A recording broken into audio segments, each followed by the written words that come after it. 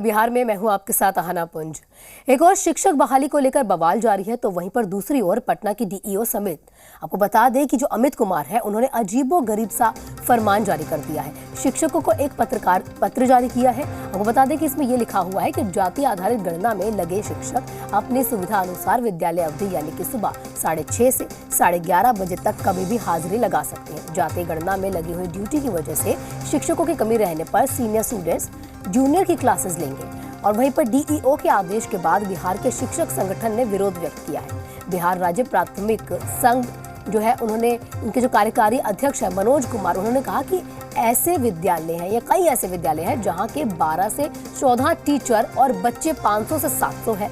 वहां पर केवल प्रभारी प्रधानाध्यापक विद्यालय में रहते हैं, बाकी सभी शिक्षकों को जाति आधारित गणना कार्य में लगा दिया गया है। ऐसे में आखिर बच्चे पढ़ेंगे कैसे? ये बिल्कुल गलत बात है।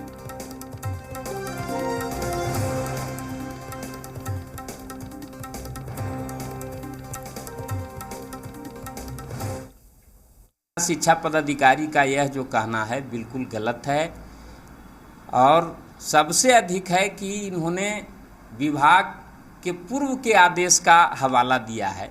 उस समय हम लोगों ने शिक्षक संगठन की ओर से भी आवाज़ उठाया था कि भाई जाति आधारित गणना गैर शैक्षणिक कार्य है और कोई ऐसा नहीं है कि ये जनगणना है जो कि शिक्षकों को करना मैंडेटरी है। लेकिन बिहार सरकार की महत्वाकांक्षी योजना है और मनमाने ढंग से इसमें शिक्षकों को लगाया गया है। इससे पठन पाठन बिल्कुल विद्यालय में बाधित है। बहुत ही घटिया निर्णय लिया गया है। शिक्षक को जाति जनगणना में भेज दिया गया है।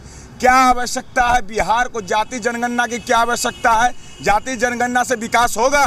कोई विकास होगा? 1 रुपया का अगर राजस्व आएगा जाति जनगणना से नहीं आएगा। शिक्षक स्कूल में पढ़ाते ना तो बच्चे पढ़ते। हमारा रेशियो शिक्षा में निम्न स्तर का है और जो भी शिक्षक हैं उनको जाति जनगणना में भेज रहे हैं। अब बच्चे पढ़ाएंगे? हाय रे सरकार! गलत क्यों है कि हम सभी जानते हैं कि बिहार में जो शिक्षकों की घोर कमी है, बिहार के सरकारी विद्यालयों में शिक्षकों की घोर कमी है, वैसे ही शिक्षक कम है। तो फिर आप उनको दूसरे कामों में लगा दीजिएगा।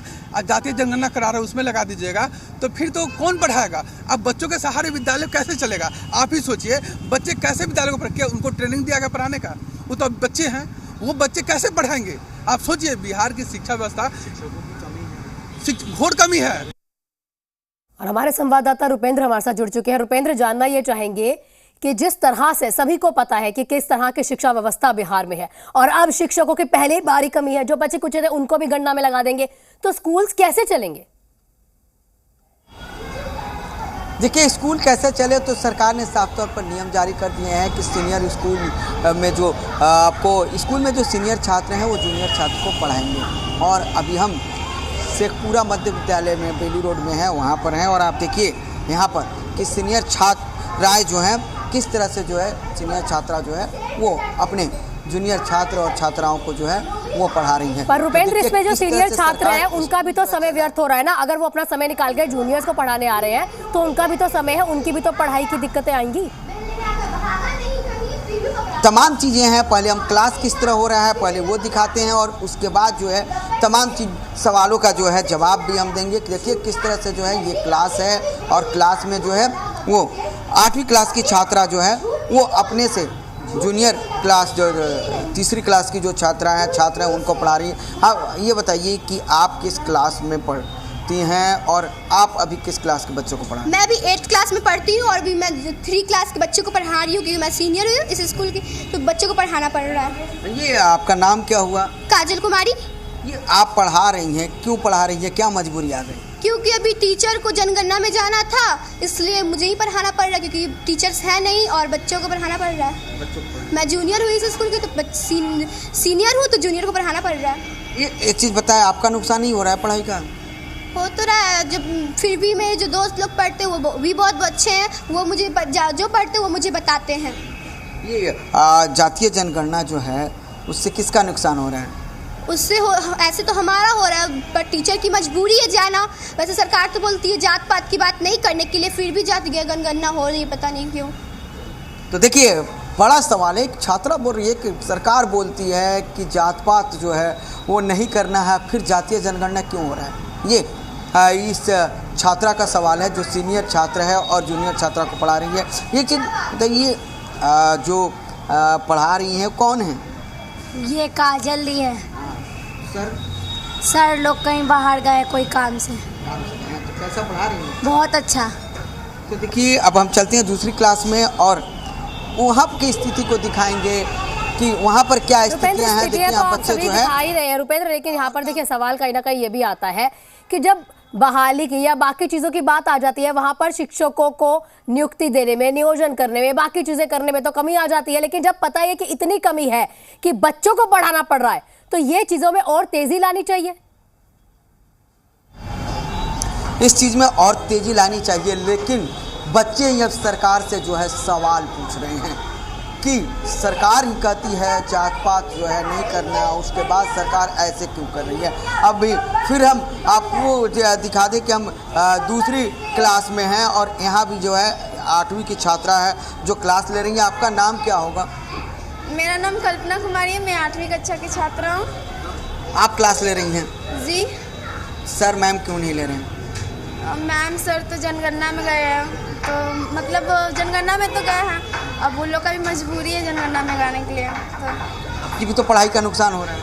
पढ़ाई का तो नुकसान हो ही रहा है, पर क्या कर भी क्या सकते हैं। उन लोग में भी तो सरकार की तरफ से प्रेशर आता है। पर हमको एक बात समझ में नहीं आता है, जब सरकार कह रही है कि जाति और ये जाति पाति छोड़ने के लिए, तो जनगणना क्यों होता है? जब मतलब जाति पाति रहना नहीं है तो जनगणना होने से क्या फ़ायदा, और बच्चा लोग का पढ़ाई में नुकसान हो रहा है। बच्चों का पढ़ाई का नुकसान, वही तो। देखिए सरकार साफ तौर पर कहती है कि जात पात पर जो है नहीं ध्यान देना है, जात पात कुछ नहीं होता है, हम इंसान हैं। लेकिन अब वही बच्चे जो है पढ़ा रहे हैं, वही जो है बच्चे वही कह रहे हैं कि सरकार से सवाल कर रहे हैं कि फिर जातीय जनगणना क्यों हो रही है।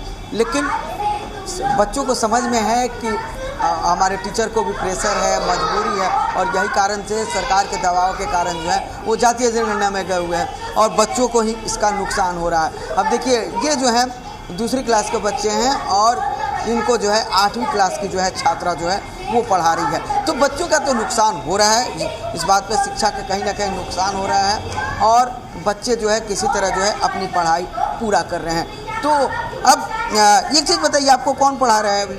दीदी।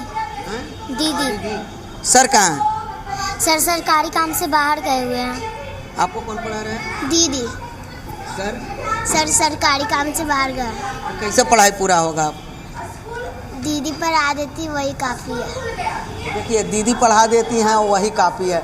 बच्चों में भी ऐसी चीज़ें हैं, ऐसी भावनाएं हैं, लेकिन ज़रूरत ये है कि कहीं ना कहीं जो है बच्चों की पढ़ाई का जो है नुकसान हो रहा है और उसकी भरपाई करनी पड़ेगी। जी रुपेंद्र, यही तो बात आ जाती है। देखिए जिस तरह से उस बच्ची ने भी कहा है कि आखिर में नुकसान जो है वो बच्चों का हो रहा है, पढ़ाई जो है वो बच्चों की ही छूट रही है।